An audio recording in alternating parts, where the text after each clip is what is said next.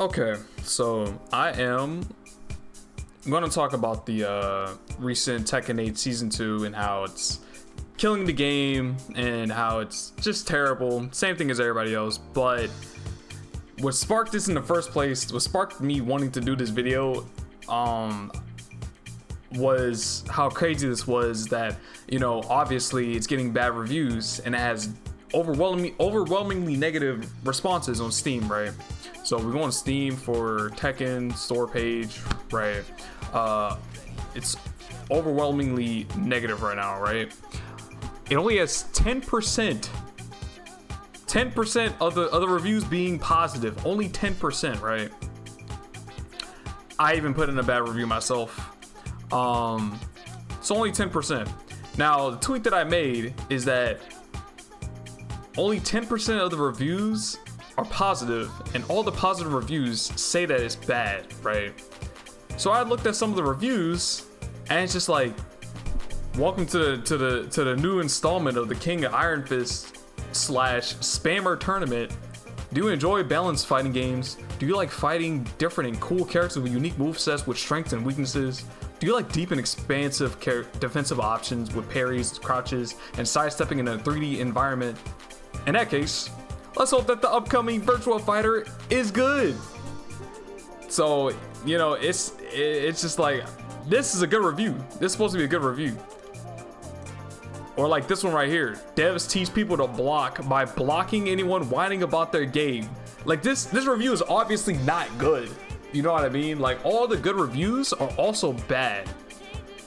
They have, the only good reviews that they have are bad too. Which is insane. Like this is crazy. Because that means 100% of the reviews are all bad. This game now has 100% terrible reviews. Now, how do they mess up a game like this bad, bro? When Tekken 7 did so well, and Tekken 8 was already bringing in so many different new players into the game. Everyone loved this game. We just wanted it to be good, right? A lot of people still want this game to be good because everyone's playing other Tekken games until this one's better. We're waiting for them to make a patch to make this game better. You know what I mean? But like, if we look at all the good reviews, all the positive reviews here, if we try to find any positive reviews, any at all, any good ones, right? We're just gonna skim through some of these. Raina can step on me, 10 out of 10 game. Obviously sarcasm. Top tier game, bro. Also sarcasm, by the way. Love how Drag can 50-50 you to death and how Jin's down 2 is literally broken AF, but it's okay. Okay, this was made on April 10th, by the way. Jin's down 2 got nerfed, and they're still complaining about it. I mean, that just shows how bad of a move it is, or how stupid of a move you have to, you know, deal with that move. Can I refund this game? This is a positive review. This review is positive. Guys. Fuck this game. All it does is break my control. Like this is not good. This is not, none of this is good. Finally, the explosive 50-50 offensive mash heavy switch your brain off 2-hit game I have been waiting for. Jun is my main. I am having a great time in season 2. Not spacing my buttons or even looking at my opponent. When I think my opponent is thinking it's their turn, I press the same panic button repeatedly and they fly up in the air like a candy wrapper caught in an updraft.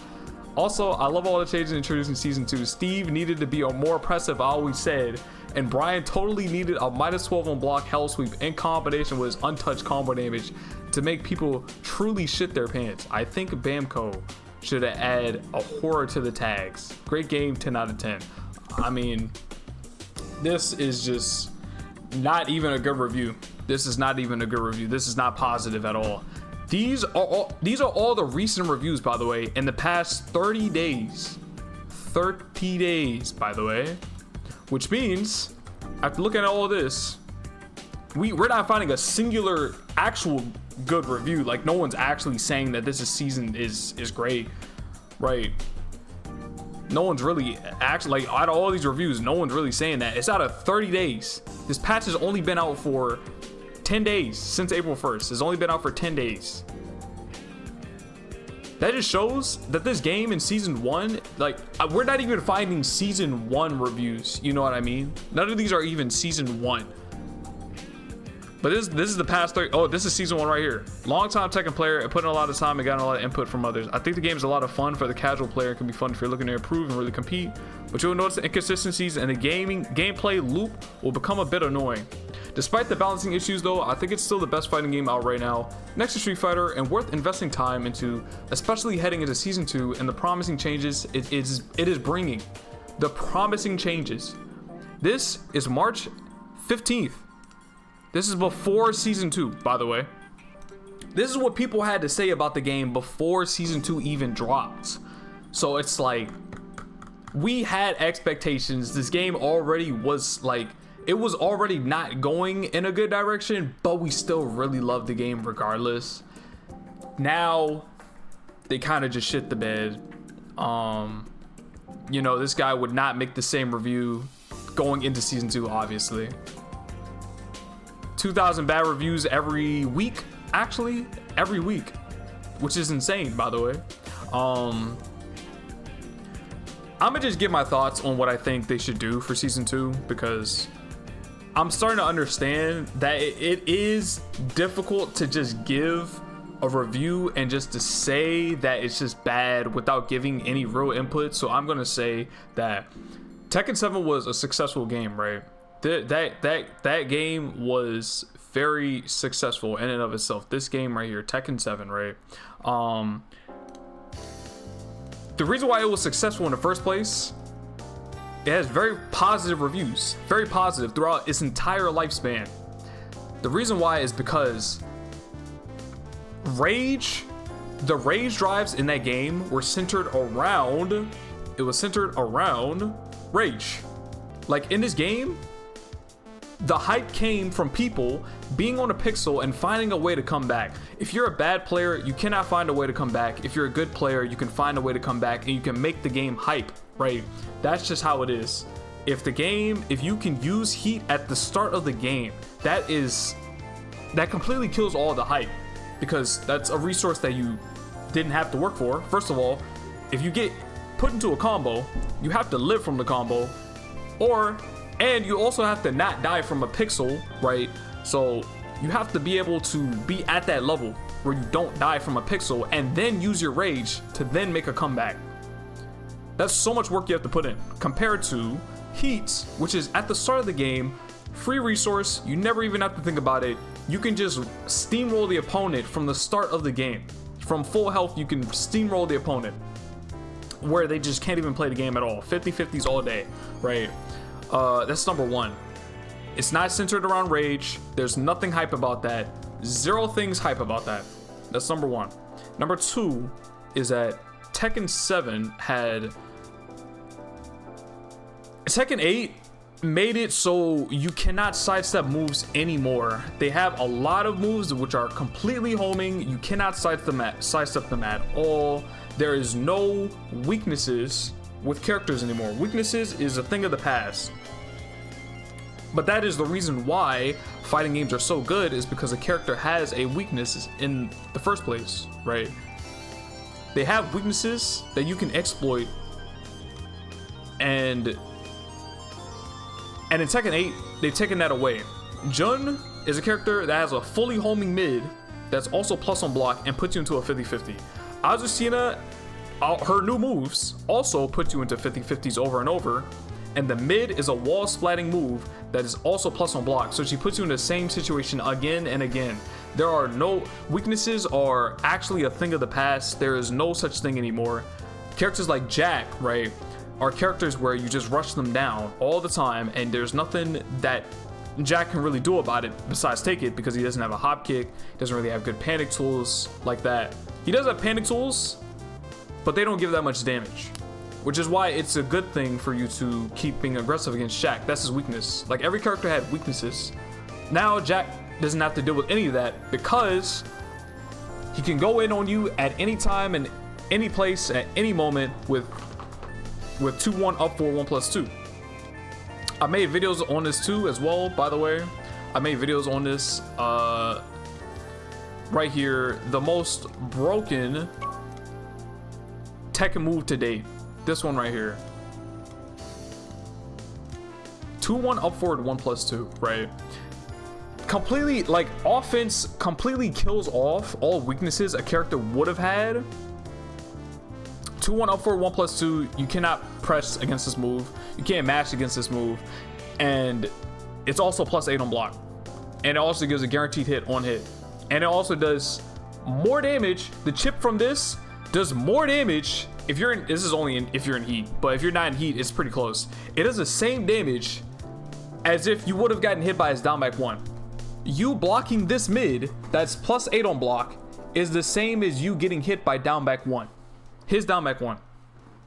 Why is that even the case? Characters do not have weaknesses anymore. If you cannot sidestep their moves, you can't find a defensive option to get past their moves, and the only way to take advantage of Jack's weaknesses is by going in. But how are you supposed to do that when he's just doing this in your face all day? He's just jumping in your face and just clapping, bro. He's just clapping you all day.